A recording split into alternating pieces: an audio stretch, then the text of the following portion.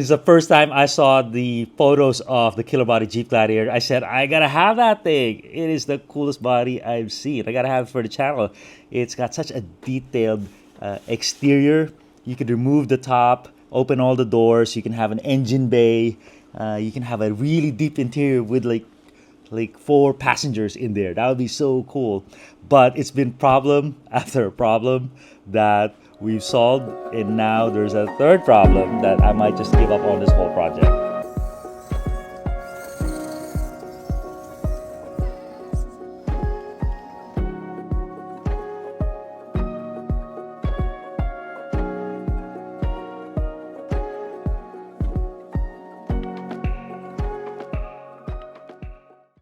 Okay, problem number 1 was the scale. This thing was tiny. So they had a Gladiator is long, and they squished it in a 12.3-inch wheelbase, so they shrunk everything. And so what happened was there's hardly any chassis that would fit it. There was no room for the servos. And you can see this is a typical 10 scale. This is a RC 4-wheel drive, K10, and it's so much bigger and so much wider.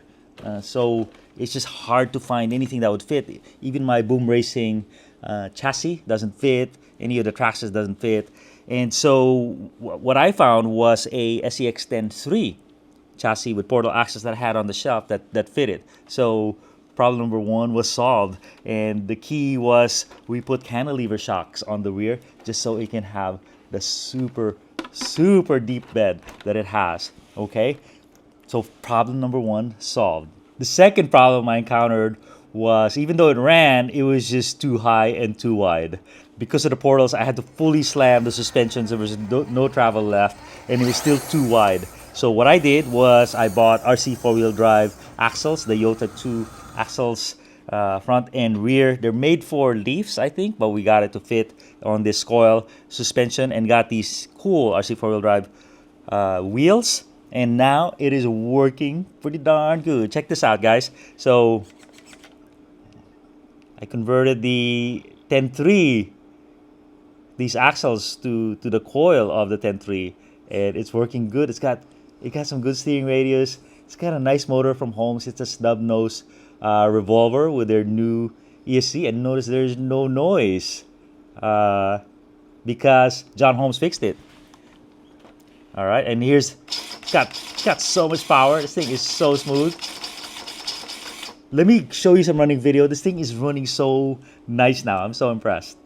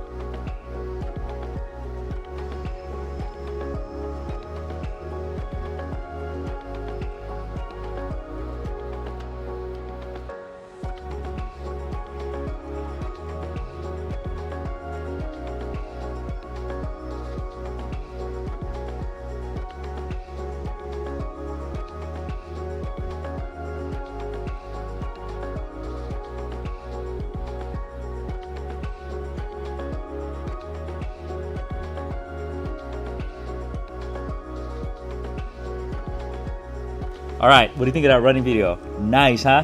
So the next phase of the project is to remove the top and have an interior, right? But here's the thing. Axel has this big kind of transmission right there sitting where the interior was. And I thought, oh, that's no big deal. I can just cut out, a small part of the interior. It'll be fine. But then when I got the interior kit for Killerbody, these are not cheap, by the way. It has like a little floorboard, and it goes all the way out there. And I basically have to cut out this whole front just to fit that transmission. And this thing is so cool. It's got all the seats. It's got lighting for the dashboard and whatnot. And so I could remove the roof. But then, okay, now we got a problem. I'm not sure how to solve it. If you guys have suggestions, if you've done a project like that before, let me know. But one way to solve it is to get the new Killerbody chassis from Killerbody, and I'm building it right now for this Toyota LC70, and this thing has nothing but a, what do you call that, a transmission right where it needs to be, right where the shifter is. So this thing will definitely work, but it's not going to be as robust as this chassis right here. It's got its own issues. So I'll finish this first and see if I need to kind of retrofit it or get another one. But it's not as robust, but it does have locking diffs and 2-speed and whatnot. So that's kind of the only out I have right now. I think Killerbody realized that this thing is so unique that they needed to make their own chassis just to fit the bodies that they have. If you have any suggestions, if you're thinking of tackling on a project like this, just let me know in the comments. Live and learn and share, hopefully. All right? Thanks a ton, everyone.